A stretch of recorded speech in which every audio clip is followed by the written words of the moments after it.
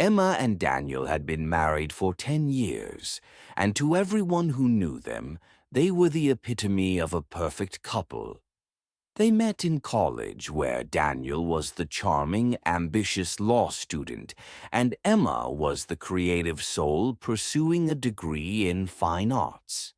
Their love story was the stuff of legends, whirlwind romance, a fairy tale wedding, and a beautiful home in the suburbs.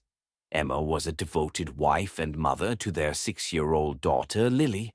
She had put her art career on hold to focus on her family, while Daniel climbed the corporate ladder at a prestigious law firm. From the outside, their life seemed idyllic, but beneath the surface, cracks were beginning to form.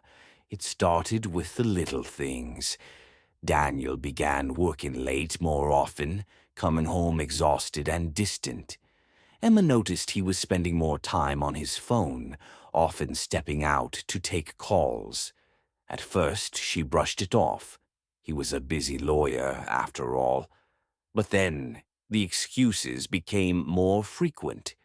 Client dinners, networking events, and urgent meetings became his go-to explanations.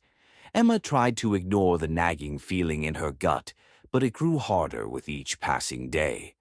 One evening, while Daniel was in the shower, his phone buzzed on the kitchen counter. Emma glanced at it and saw a message from someone named Claire. "Can't wait to see you tomorrow. 8 p.m., our usual spot." Her heart sank. She didn't want to believe it, but the seed of doubt had been planted. That night she lay awake, staring at the ceiling, replaying every moment of their marriage in her mind. Was she not enough? Had she missed the signs?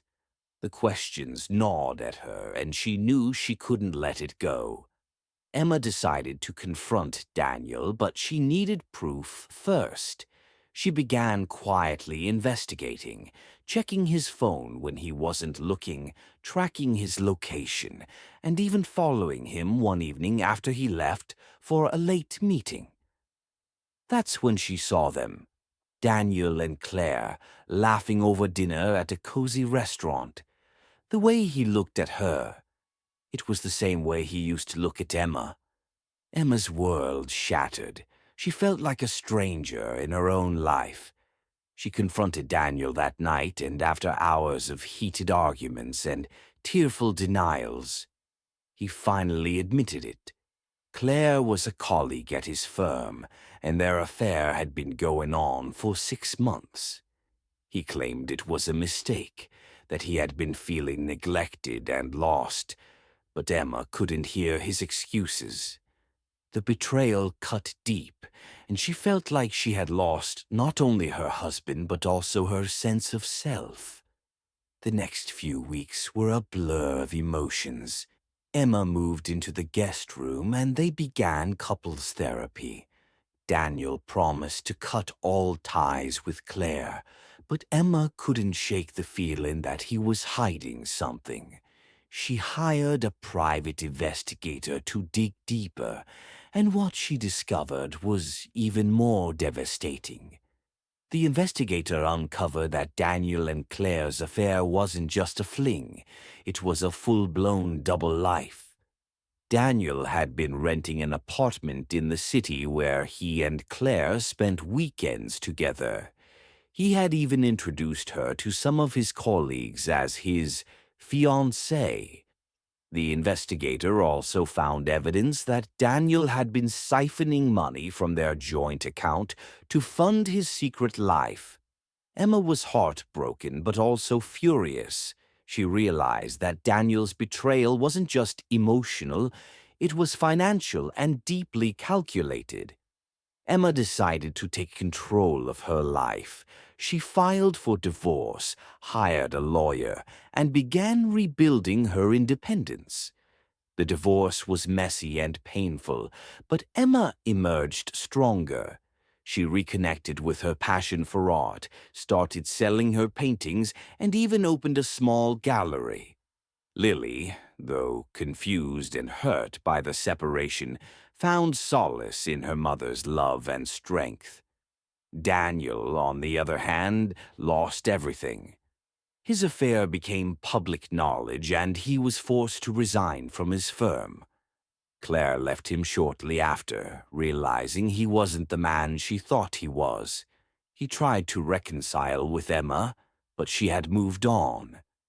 She had learned the hard way that trust, once broken, is nearly impossible to repair. Years later, Emma stood in her gallery, surrounded by her artwork and the life she had built for herself. She had found peace and even love again, this time with someone who respected and cherished her. Daniel was a distant memory, a chapter in her life that had taught her the importance of self-worth and resilience.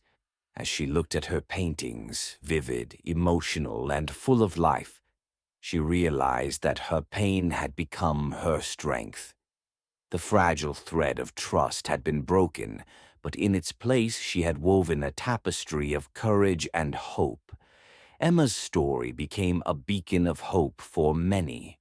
She published a memoir detailing her journey from heartbreak to healing, and it became a bestseller.